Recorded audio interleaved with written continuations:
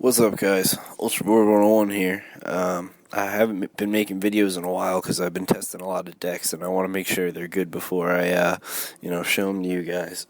But anyway, I did make an earlier video about the Shaman deck that I run. Now, when I made that video, there were certain cards that I didn't have access to that I did really want, and I've just been collecting and saving, and finally I think that I've perfected the Shaman deck that I was looking to craft. I'm pretty proud of this deck. I haven't looked at any websites or guides or anything, although most shamans do run decks in a similar manner. A few of the key things about this deck are a hefty amount of spells, although there is no Lava Blast. There is no Lava Blast. But you do have a lot of stuff that can buff up your totems, which can give you that element of surprise damage that no one's really expecting, or maybe some may expect, but they don't know when it's going to happen. So I just want to go over each card in the deck, explain to you, why I choose this card over certain cards, cool combinations you could do, and just really give you an in-depth view and help you become a better shaman. Hopefully that's what you were looking to do when you came to this video, or just to check out, I think this deck is pretty interesting. So like I said, key elements of this deck, buffing your minions, buffing your totems, giving them 1/1, giving them +2 attack, whatever the case may be. And the other element of this deck is spell power, as you can see with Malagos, which can be incredibly mana efficient. I'll get into that later, though. So, to start out, obviously we're going to go with the first one, Earthshock. Earthshock is a no-brainer for what it does. With Zoo being so high in the meta at the moment, and a lot of people running the Argent Squires, the 1/1 with Divine Shield, this instantly destroys it. I mean, I have no problem Earthshocking a Loot Hoarder, or just general low-cost minions that have an effect to, like Acolytes too, just to deny the draws, but it has a much greater meaning than that. You could use it on, say, Savannah Highmane. You could use it on a Sylvanas. There's so many different minions that benefit from being silenced and then damaged. Now, a cool little thing you could do with it is Earth Elemental. You can silence your own Earth Elemental, make it a 7/7 without taunt. This way, if you have a card such as Feral Spirits in play, or you have given your totems Defender of Argus, well, guess what? Now you have a 7/7 train just sitting behind a wall of taunts that can just swing in and not be damaged. So that's a cool way to use it. So, the next card, Forked Lightning. Don't see many Shaman decks running two of these, but I think it's incredibly mana efficient. The ability to take out 2 minions for 1 mana at the time, one spell is incredible value.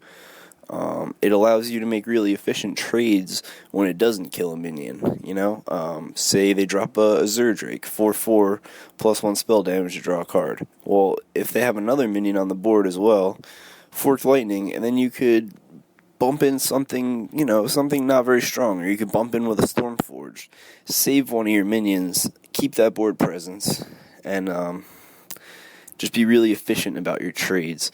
Now, Lightning Bolt will allow you to do the same thing. Now, obviously, these first 3 spells with a Malagos in play, since they're so cheap, on turn 10 you could play Malagos and any of these spells. Lightning Bolts for 8. Forked Lightnings for 7 to 2 targets. Earthshock for 6. It's just insane value. But Lightning Bolt will get you out of so many situations. In that crucial 4 mana turn where Yeti's dropped, you don't really have anything to counter it. Oh, well, guess what? Lightning Bolt, and then, if you're lucky enough to have, say, a Spell Power Totem, or down here, or you throw out a Blood Mage. Now it does 4 damage, and you could run in a 1/1 Searing Totem into the Yeti, and that's a very efficient trade in my opinion. So you think about your board presence at that time, and it's not just the Yetis, it's with anything. Early game, late game, Earthen Ring, Farseers, boom, Lightning Bolt, shit them out of the board like they're nothing. And it's only an overload of 1. So really, in total, you're only paying 2 mana for 3 damage, which, in my opinion, is still a gain. Double Rockbiter. Rockbiter is an extremely strong card because you can give it to yourself, or you could give it to a minion. The flexibility of being able to do that is extremely strong because it doesn't overload you. So unlike a lightning bolt where, you'll never take damage from using it, you're not overloaded, and it can help clear out minions. Now, I have no problem giving it to myself, even to save a crap minion. I don't know, for example, like an abusive sergeant that's already been in play. I would Rockbiter a minion with my face, just to save the abusive sergeant for a turn to hold that board presence. That's what this deck is about. It's about efficient trades and holding board presence. Now there's some awesome combos you could do with Rockbiter, Alakir. You could do so much with it. You could Rockbiter your once useless totems into small little annoying threats that will allow you to trade really well. And the idea behind Abusive Sergeant is pretty much the same. He's that surprise burst that you can't see coming. But the advantage here, instead of 3 attack, it's only 2, but you get a minion, you get a body on the board, which is important. Now, I'm only running 1 because, I really fine-tune this deck to be only the cards I need. So more than 1 Abusive Sergeant, it could be viable, but in this deck, I've been doing absolutely fine with only 1. Like I said, that element of surprise damage, you can, make really, really surprising trades and set your opponent up for failure early in the game by, he won't be able to kill this, I'll throw this down, bang. Then you Abusive Sergeant a totem or something else, and all of a sudden the board control's in your favor. And since you probably got a 2-for-1 since you buffed a totem, also the card advantage is in your favor. Now, next card, Stormforge Axe. Like I said, I use my health as a resource, at least until it's dangerous. Once it's dangerous, I may use the last or even the last 2 charges for face. All depends on the situation. If you get it early game, you can guarantee that 2 damage each time is going to a minion to further my board presence. It does overload you, only by 1, but for 3 turns of staying power, I do think it's worth it. It's the only weapon I run. Now you guys might be thinking, Ultra, why don't you run a Doomhammer? Well, my problem with Doomhammer is, by turn 5, only dealing 2 damage. See, I'm all about board control, so killing minions off is what I'm trying to do. I'm not trying to deal damage to your face, because with my overwhelming board, eventually you're not going to be able to keep up, and everything is going to go to your face. And that's how you win. This deck has right around, even in ranked, right around about 75, 80, even sometimes 85% win rate, I would say. I have no way of properly calculating, but I would guess somewhere around there. So it's a very powerful deck. I used to run the Doomhammer, but by the time it's 5 mana, an overload of 2 is going to hurt you. Your opponent's going to be either playing 5 mana creatures or 6 mana creatures. And you're going to be overloaded to only be able to play 3 mana creatures. Or actually, no, I'm sorry, 4. Because it would be the next turn you gain a crystal, so 4 mana. But still. Now, I'm not saying Doomhammer is a bad card. I'm just saying it doesn't fit with what I'm trying to accomplish with my deck. Yeah, you can do the Doomhammer Rockbiter combo. Yeah, it hurts, but that's too risky for me. I'd rather have cards that are just not as risky, but have a great purpose. And like I said, dealing 2 damage to a minion, it's not going to get you much. You're usually going to have to strike in twice, essentially giving your opponent's minion Wind Fury just to kill it. So, not a card that I'm very much a fan of, at least in this deck. That brings me down to Blood Mage. Blood Mage is a recent addition to this deck, and I wanted to add him forever. I just never had the time or the resources to craft him. Now, what used to be in his spot was a Loot Hoarder. It has the +1, one more damage, but the ability to draw a card and the spell power is so strong together, especially as a 2-drop, because, like I said, a lot of our spells early game, they're just going to shift the board in your favor, even late game, dropping a Thalanos and then a Lightning Bolt, for 3 mana. It's very strong. And he's going to cycle himself anyway, so that makes him a very valuable asset. Next, we got Flame Tongue Totem. That's a big element of surprise, although most players are expecting it. I only run one. I used to run the Direwolf Alpha, the one that gives adjacent minions 1/1, but is a 2/2 body on its own, which has a small amount of board impact. But I decided to go for the Flame Tongue Totem. You could do either. It's really all, if you add it up, it's all the same numbers.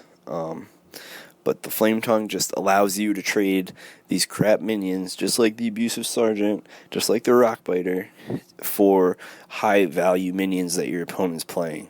So you're killing things really cheap, you're adding that element of surprise, and you're putting an 0/3 threat on the board that should be taken out right away. Next card's Feral Spirit. Oh my god, I love Feral Spirits. The Overload's a little rough, especially early game. You're not going to be doing much the next turn. But it's such a strong card to help you if you already have board presence. Unless they have your opponent has an AoE, now you're really locked into board presence. And a lot of people will favor 3/2 minions over 2/3, but I like having the higher health because, when you're killing the minions below that tier, you could get a 2-for-1, and there's 2 of these, so it's like a 2-for-4, even 2-for-6 sometimes. Feral Spirits will very, very well advance your board position. I like to have 2 because Shaman doesn't have much life gain. The only life gain I have in this deck is Alexstrasza. So having those taunts, preventing those charge minions, especially with the meta, like I said, being so focused on rush and aggro, Feral Spirits put a big roadblock in some of these decks.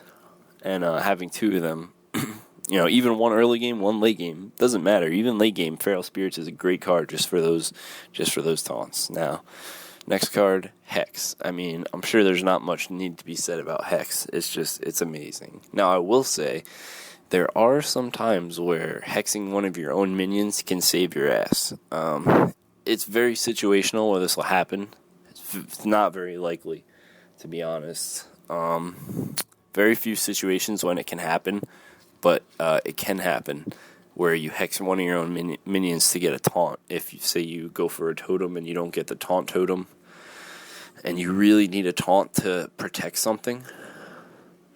But like I said, it's probably a 1 out of 20 chance where this is the better play. But there is that percentage where it could be the better play. It's just hard for me to give an example, but there have been times, and I can guarantee you, as of such. Anyways, next card, Lightning Storm. Oh man, I love this card. It's the bread and butter. If things do end up getting out of control, out of the range of Shaman, or you're just facing a really, really heavy aggro deck that you can't handle right away, Murlocs, which honestly this deck can handle Murlocs with the 2 Feral Spirits. But this card will wipe away your opponent's board. I mean, it's really, really easy to bump this one up, considering what I have in the deck as far as Blood Mage. Where is he? Blood Mage and the ability to summon the spell power totems. So, I mean, it's great for clearing the board when you really need to. It's an awesome card. It really is. The Overload, I don't even care. You could overload me more than that, and I would run this card all day, every day, 2 of them. Okay, so next card is going to be Manatide. Sorry about that. Mana Tide is a excellent card, though. It's a utility. It will always get you like at least okay. Let me put it this way.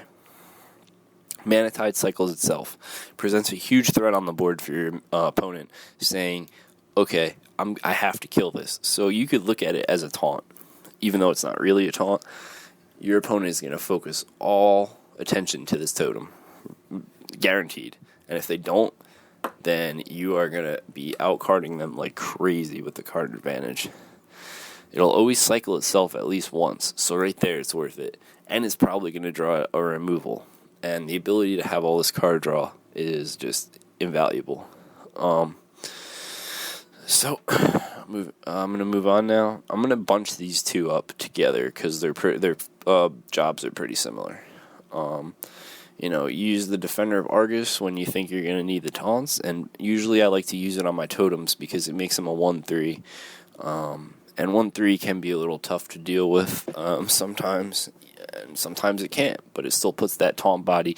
The focus of making minions that have no attack suddenly have attack for nothing is very strong. That's also what the Shattered Sun Cleric does. Probably my favorite of the two is the Shattered Sun, because you could give it to a flame totem, make it a 2/2. You could make a Healing Tide totem a 1/3 that keeps healing itself and just taking out small minions every turn and never dying. Both these cards are awesome in this deck to buff up your totems, and not just your totems. Sometimes you just generally need a taunt and you have something else out, and you give that taunt. Zerdrake, excellent card. The spell damage, much welcome. And drawing a card as well, cycling itself is just great. And it's a 4/4 body, which presents a pretty decent threat on the board. There's not much else to say besides I love, it's a triple gain in your opinion. In my opinion, you're getting plus spell damage. You're cycling the card regardless, and you're putting a threat on the board. That's a triple threat for 5 mana. It's just a generally great card that I think most, if not all, decks should run. Earth Elemental, overload of 3. It's pretty brutal if you play it on turn 5, but the amount of threat this card possesses to play it so early is insane.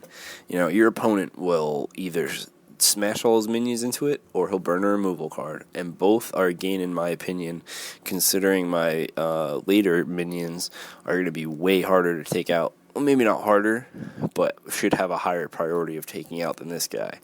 And he's just there to either do what a 7/8 would do, or to bait out a lot of removal cards, or just to clear the board. A cool play you could do with him is on turn 10, Faceless Manipulator him, and you won't get that second overload. You'll only be overloaded for 3 on the following turn, so you'll have 7 mana, and you'll have 2 7/8 taunts on the board. Very powerful. I've seen people concede as soon as I did that combo. It's pretty funny, actually. Because not many times can you just drop such a threat and then faceless it in the same turn. It's not really something that many cards allow you to do, but because it's so cheap with the overload, yeah, you can do that. Another card that is a little similar to Earth Elemental is Karn. He's there to kind of soak up some removal, or just to trade very efficiently, 2 for 1, 3 for 1, even 4 for 1 sometimes. He was actually the first legendary I got, so I've been always trying to put him in decks that I make, and he's always got a home when I'm playing. I'm always glad to play a Karn. He puts major threat on the board for the classes like Priest as well, for obvious reasons of having 4 attack. Fire Elemental. Oh my god, such a value card. That Battle Cry is gonna probably instantly kill a minion, some kind of minion, or you could combine it with a cheap spell like Lightning Bolt, and you could deal 6 damage and then get a 6/5 on the board. He's very powerful, huge threat coming with this guy, and that Battle Cry is it's invaluable, to deal 3 damage just like that for 6 mana. If I could make an entire deck of these Fire Elementals, I definitely would. Alakir, a Shaman legendary that no one likes. Even in his card description, it says he's weak, but I think not. He, believe it or not, with only 3 attack, he poses a huge threat to the board, and most of the time your opponent will want to remove him right away. There's the ever-popular combination of, double Rockbiter, Alakir, swinging for, let me do math real quick, 9, 9, 18. Swinging for 18 damage in one turn, which it can happen, and I've done. It's brutal. But other than that, he's got the taunt, which is great when you need a taunt. Divine Shield. So, he's just got everything. It's a well-rounded card. I would recommend it. I don't think that you should look at it and see 3 attack and say, oh, that's terrible. Even with Wind Fury, it's only 6. But, you could Wind Fury into one minion, into another, and clear up the board in your favor and gain that board control. Next is Alexstrasza. It's a great card. It's the only healing that I run. It's the only healing that I find to be actually efficient. It might be late game, when things are getting really, really close, but when your opponent burns a turn to try and burn you, but doesn't finish you off, if that ever ends up happening, and you have Alexstrasza, you just heal right back up from maybe like 4 or 5 to 15, and instantly they regret all the decisions, all the cards they burned to try and get you down instead of focusing on your board, which is now going to turn the game around and annihilate them. Most people play Alexstrasza offensively. I like to use it defensively, though. Or sometimes I'll use it offensively if I need to get that 8/8 body on the board. It all really depends, but I usually like to save it for myself if I can, just as like a backup last resort if I need it, and a surprise heal. It gets so much value, this card. It's a great card. And not to mention the 8/8 body is a huge threat all on its own. Finally, this was the card that I've been wanting to add in here for a long, long, long time, and I just recently got to crafting as well as Blood Mage, which is Malagos. Oh my god. Lightning Storm, like I said in the beginning, your Lightning Storms will hit for 7 to 8. Yeah, 7 to 8. Lightning Bolts will hit for 8. Forked Lightning will hit for 7. Earthshock will hit for 6. And the spells are so cheap. Once you get Malagos on the board, and if you have any leftover spell removal from, playing up the early game, say a Lightning Bolt comes in your hand, like turn 10, Malagos Lightning Bolt, even to the face, I would do it at this point, because it's 8 damage for 1 mana. It's just so huge. Malagos plus Lightning Storm is generally an entire board clear on your opponent's half. So strong. The card that I had previous before Malagos was Ysera, and that's also very viable. I still run that deck from time to time with the switched out the cards. A cool thing you could do with Ysera, if you get the Dream card, is you could return Alexstrasza to your hand and just keep healing for 15, as long as you keep drawing the dreams, which is an excellent combo. It really pisses people off. Even though you can't see their face, you can just feel it, that like they're cringing. They're like, oh my god, this guy's such an asshole. And I guess it is an asshole move, but hey, it's awesome. Super efficient. But Malagos has been working out really well for me. Any of the leftover spells that I have towards the end of the game become nukes, just nukes of war, and hits extremely harder than any spell should hit for the mana cost. So I kind of explained, why I have all these certain cards. I'm going to try and go into why I don't run certain cards. Dust Devil, way too much overload for what you're getting. He can be killed really easily. Yeah, you could throw out 2 of them on turn 1 and deal about 12 damage after that, but chances of that happening are so small, and in ranked play, the chances of your opponent being able to kill it very easily are extremely small too. So it's just not worth it overall.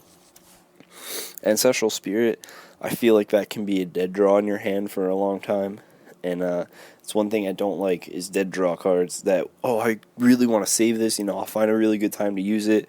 I feel like instead you should just focus on cards that are really good and can be used all the time. So that's kind of how I feel about that. Wind Fury. Let's get the golden one, Wind Fury. I would like to put it in my deck, but again, I feel like I'm always going to be waiting for a better time, waiting for a better time, waiting for a better time to use it, and then eventually never use it.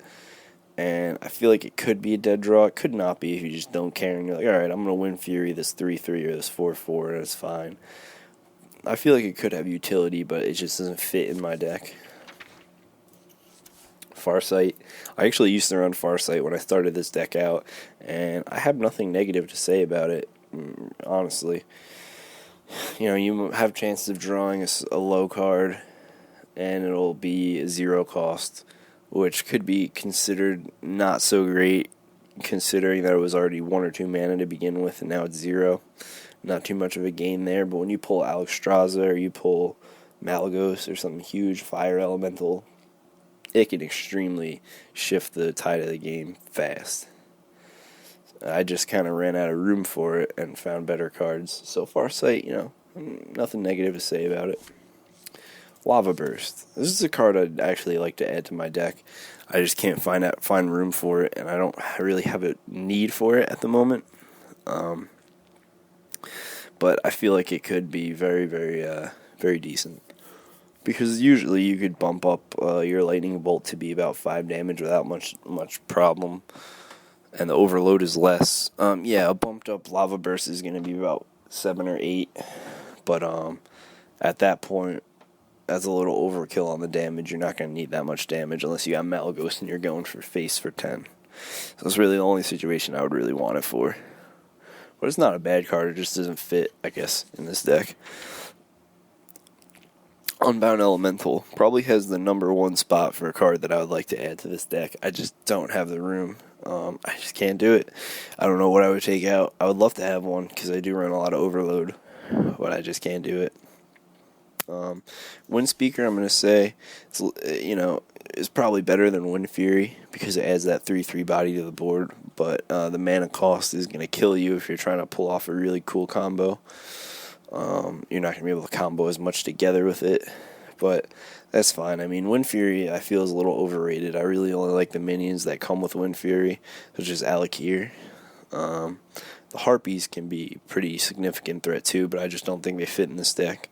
So, yeah, I don't really have much more to say about the Wind Speaker / Wind Fury stuff. I mean, it's nice, but it's just not necessary. You know, when things work how well they do already. Doomhammer, I already talked about Doomhammer. Bloodlust. I feel like you're crafting a deck to win with Bloodlust when you add it, and that's just simply not what I'm trying to do. It would be a nice card. All your totems get buffed, but it's high mana cost. It's going to be a dead draw, like I said, for a long time, and there might not even be a chance to actually use it. So Bloodlust, I'm sorry, not really my style. The rest of these I keep them all in. So now what I'd like to do is show you a game, or maybe even 2 if the first one ends quickly, and just show you how powerful this deck can be, how I play it, some cool combinations you could do, because I'm always finding like little things that like for the most part I feel like I've perfected this deck pretty well, but there's still these little tiny plays that have never occurred before that occur for the first time, and I'm like, wow, that was pretty awesome. And it's still a learning process, but it's not, in a certain way. But anyway, I'm going to wrap this video up because it's been getting long. I've been talking for a while. I actually need to drink. I'm going to wrap this up. I'm going to put a link right, it should be in a box right here. You can click it, and it's going to show you guys a couple matches with this deck and how powerful it could be and what exactly it could do. I'll have commentary, so I'll be trying to help you out if you're trying to learn the ways of the Shaman. So I hope you guys liked the video. Hope you guys subscribe for more, because I'm always trying to come out with more Hearthstone footage. I got a really awesome Druid deck I've been working on. Got a few other things in the mix. Yeah, I mean, not much else to say. Just stay sharp, check out the other videos, and take it easy, guys. Thanks.